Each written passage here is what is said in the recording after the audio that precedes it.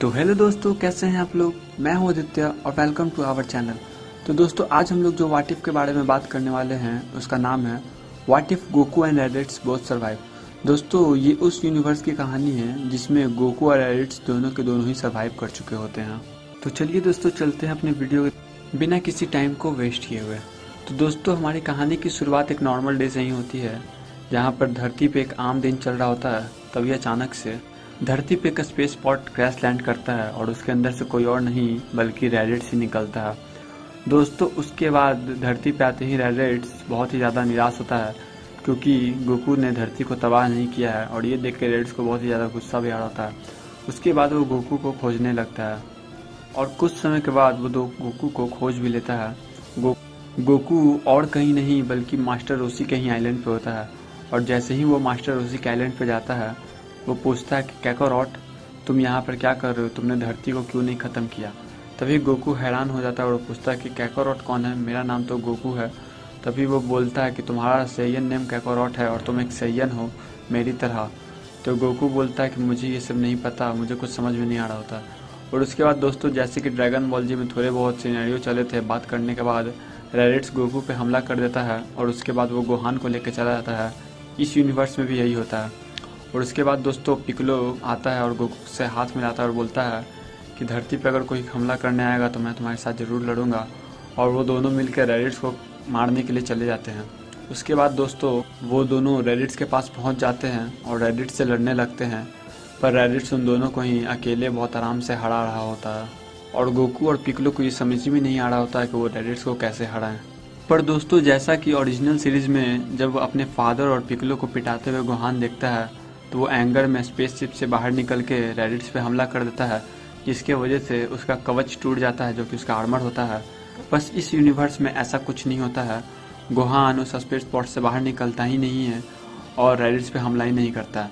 पर दोस्तों, गोकू और पिकलो कैसे तैसे करके रैडिट्स को हरा रहे होते हैं और पिकलो गोकू को एक आइडिया बोलता है कि तुम अगर रैडिट्स को पीछे से पकड़ लो तो मैं उस पर अपना स्पेशल विन कैनन अटैक कर दूंगा, जिसके वजह से वो ख़त्म हो जाएगा। तो गोकू इस बात को मानते हुए कैसे तैसे भी करके रैडिट्स को पकड़ लेता है। उसके बाद दोस्तों, पिकलो अपना स्पेशल विन कैनन रैडिट्स पे अटैक कर देता है। पर दोस्तों, क्योंकि इस यूनिवर्स में रैडिट्स का आर्मर टूटा ही नहीं होता है, इसीलिए स्पेशल विन कैनन सिर्फ और सिर्फ रैडिट्स के आर्मर को तोड़ के रैडिट्स को थोड़ा बहुत ही नुकसान पहुँचा पाता है और वो स्पेशल विन कैनन रैडिट्स के आर पार होता ही नहीं है, जिसकी वजह से गोकू भी नहीं मरता। पर दोस्तों, इस समय रैडिट्स को जो चोट लगी है पिकलो के स्पेशल विन कैनन से, वो अच्छा खासा डैमेज उसे दे चुकी है, जिसकी वजह से अब वो लड़ने की स्थिति में नहीं है और बहुत ही ज़्यादा घायल भी हो चुका है। और इसके बाद पिकलो बोलता है कि अब तुम्हारे मरने का समय आ चुका है रैडिट्स। तभी रैडिट्स बोलता है कि अगर तुमने मुझे मार भी दिया तो धरती पे 2 सैयन्स और आएंगे जो मुझसे भी कई गुना ज़्यादा ताकतवर है और वो मेरा बदला लेंगे। तभी पिकलो बोल देता है कि अगर वो लोग हमें मार भी देंगे तो भी हम लोग ड्रैगन बॉल का इस्तेमाल करके वापस से ज़िंदा हो जाएंगे।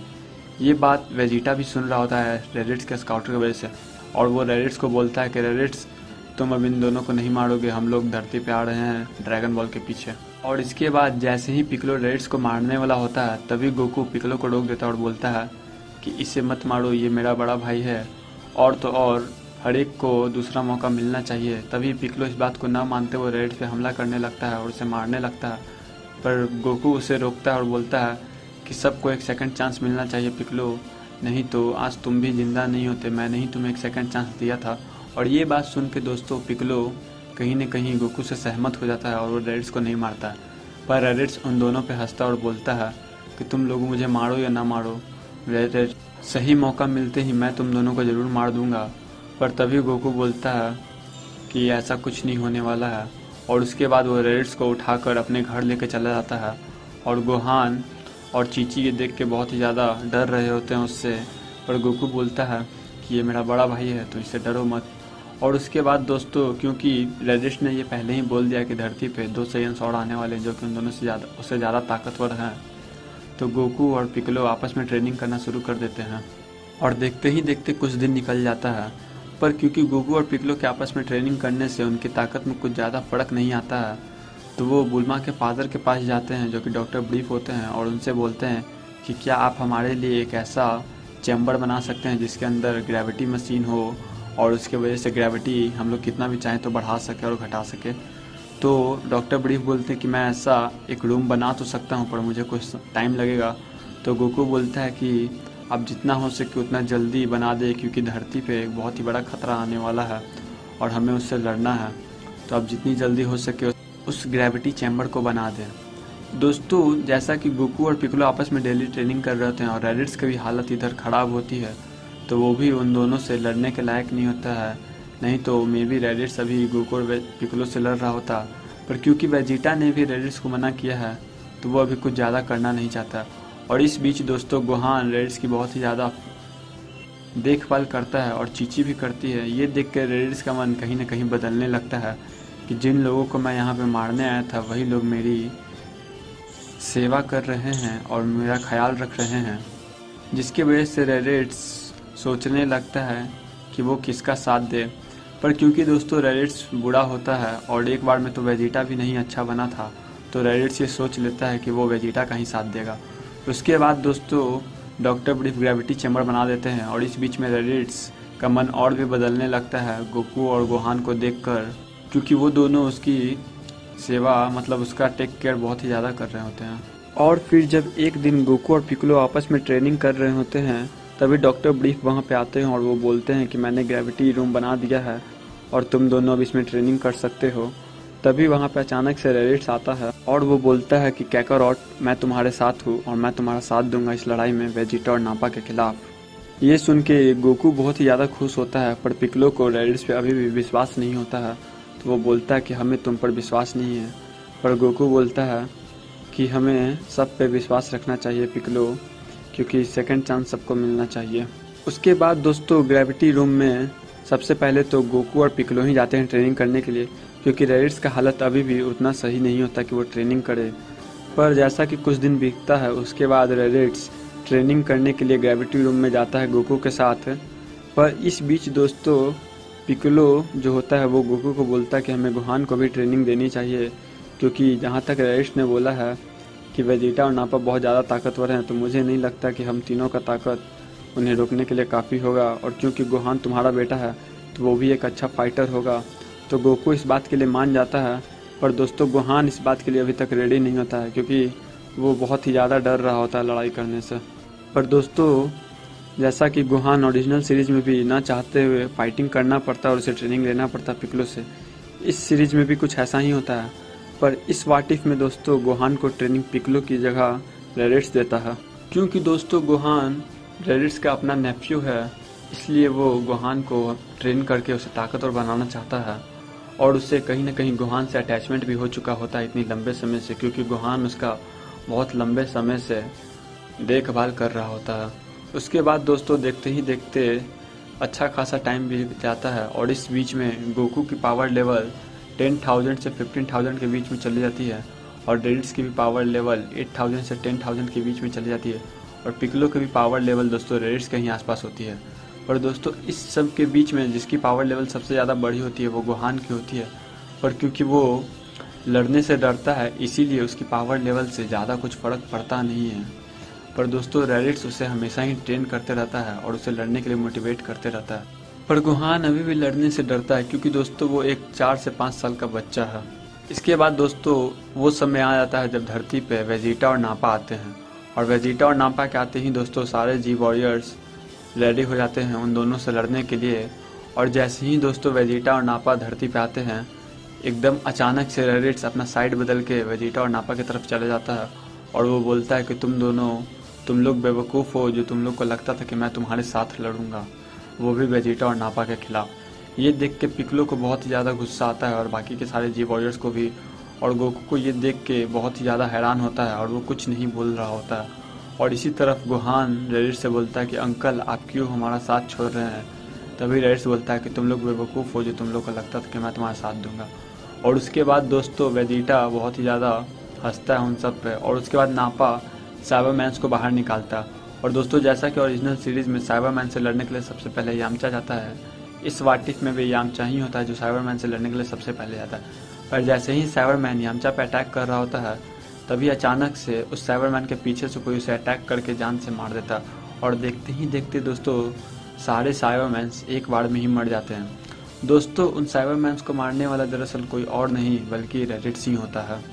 ये दोस्तों दरअसल गोकू और रेडिट्स की ही प्लानिंग होती है, जहाँ पर रेडिट्स गोकू को बताता है कि वेजिटा और नापा अकेले नहीं हैं, उनके साथ कुछ साइबरमैन्स भी हैं जो कि लड़ाई की शुरुआत में ज़्यादा प्रॉब्लम नहीं देते हैं, पर वो जितनी देर तक टिके रहेंगे वो उतनी ही प्रॉब्लम देंगे। उसके बाद दोस्तों गोकू और रेडिट्स आपस में प्लान बनाते हैं। जैसे ही वेजिटा और नापा धरती पे आएंगे तो रेडिट्स इनका साथ छोड़ के उनकी तरफ हो जाएगा, और जैसे ही वो साइबरमैन्स को बाहर निकालेंगे और जैसे ही वो फाइट करना शुरू करेंगे तभी रेडिट्स उन सबको अचानक से मार देगा। और उसके बाद दोस्तों नापा लड़ने के लिए सबसे पहले आता है, और वो किसी और से नहीं बल्कि रेडिट्स से ही लड़ रहा होता है, और वेजिटा गोकू से लड़ रहा होता है। दोस्तों इस टाइम पे गोकू की पावर लेवल 15,000 के आसपास भले ही है, पर वो वेजिटा से ताकतवर अभी भी नहीं है। और इस टाइम पे रेडिट्स नापा से 2 गुना ताकतवर है, तो वो नापा को बहुत ही आसानी से हरा रहा होता है, और बाकी जी वॉरियर्स मिलके गोकू के साथ लड़ रहे होते हैं वेजिटा से, पर वेजिटा उन सबको बहुत ही आसानी से हरा रहा होता है, और गोकू अपनी पूरी कोशिश कर रहा होता है कि वो उसे हरा सके। और गोहान दोस्तों इन सब के बीच में पीछे खड़ा होकर देख रहा होता है, क्योंकि वो एक 5 साल का बच्चा है, तो उसके अंदर अभी वो हिम्मत नहीं है कि वो फाइट कर सके। पर वो कैसे तैसे करके अटैक करने के लिए जाता है वेजिटा के पास, पर वेजिटा उसे बहुत ही आसानी से एक की अटैक करके हटा देता है।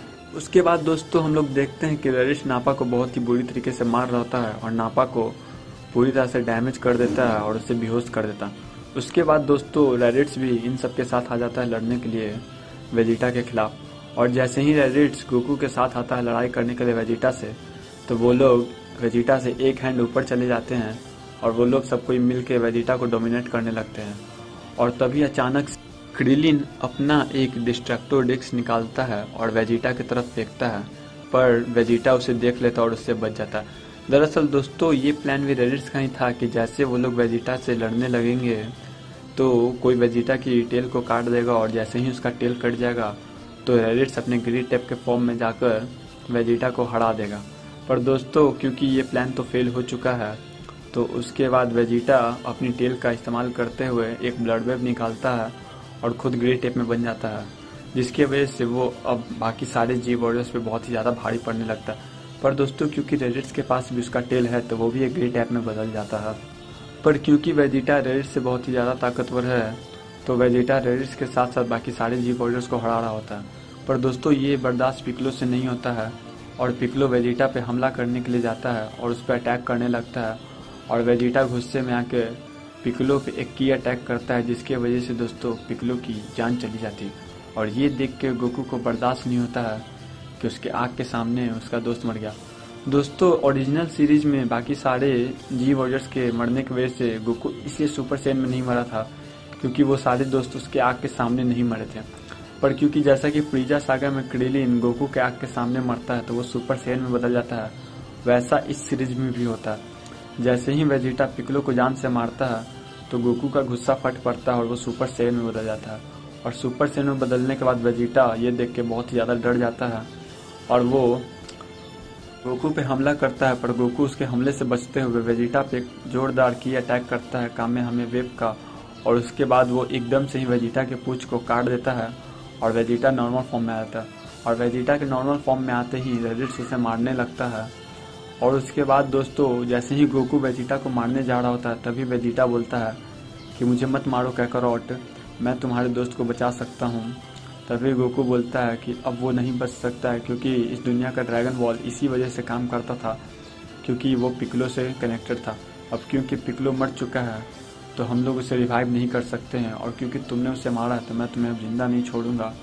और उसके बाद वो वेजिटा को मारने ही वाला होता है, तभी वेजिटा फिर से बोलता है कि भले ही अर्थ की ड्रैगन बॉल चली जा चुकी हो, पर एक ऐसा प्लेनेट है जहाँ पे अभी भी ड्रैगन बॉल हैं जो कि प्लेनेट नामक है, और उस प्लेनेट पे भी नामेकियंस रहते हैं। तो दोस्तों ये सुनते ही गोकू का गुस्सा शांत हो जाता है और वो अपनी बेस फॉर्म में आता है।